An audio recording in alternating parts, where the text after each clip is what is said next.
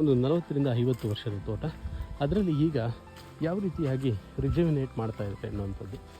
ಈಗ ಈ ತೋಟ ನಿಮಗೆ ಅತ್ಯಂತ ವಯಸ್ಸಾದಂಥ ಸಂದರ್ಭದಲ್ಲಿ ಇಳುವರಿ ಅನ್ನುವಂಥದ್ದು ಕಡಿಮೆ ಆಗುತ್ತೆ.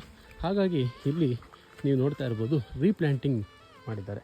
ಅಂದರೆ 4 ತೆಂಗಿನ ಗಿಡಗಳ ಮಧ್ಯೆ 2 ತೆಂಗಿನ ಗಿಡಗಳ ಮಧ್ಯೆ ಸೆಂಟ್ರಲ್ಲಿ ರೀಪ್ಲ್ಯಾಂಟಿಂಗ್ ಮಾಡಿರುವಂಥದ್ದನ್ನು ನೀವು ನೋಡ್ತಾ ಇದ್ದೀರ.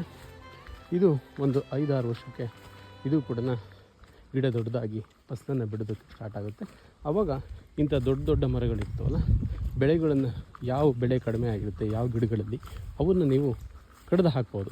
ಈ ರೀತಿಯಾಗಿ ದೊಡ್ಡ ತೆಂಗಿನ ಮರಗಳಲ್ಲಿ ರೀಪ್ಲ್ಯಾಂಟಿಂಗ್ ಮೆಥಡ್ ಇದಾಗಿರುತ್ತೆ. ಈಗ ಇಲ್ಲಿ ನೋಡ್ತಾ ಇರ್ಬೋದು, ಇಲ್ಲಿ ತೆಂಗಿನ ಗಿಡ ಇದೆ ಮತ್ತು 2 ತೆಂಗಿನ ಗಿಡಗಳ ಮಧ್ಯೆ ಒಂದೊಂದು ಗಿಡಗಳನ್ನು ಹಾಕಿದಾಗ ಎಷ್ಟು ಸಂಖ್ಯೆಯ ಗಿಡಗಳು ಇರುತ್ತೋ ಅಷ್ಟೇ ಸಂಖ್ಯೆಯ ಗಿಡಗಳು ನಿಮಗೆ ಬರುತ್ತೆ. ಈಗ ನೋಡಿ.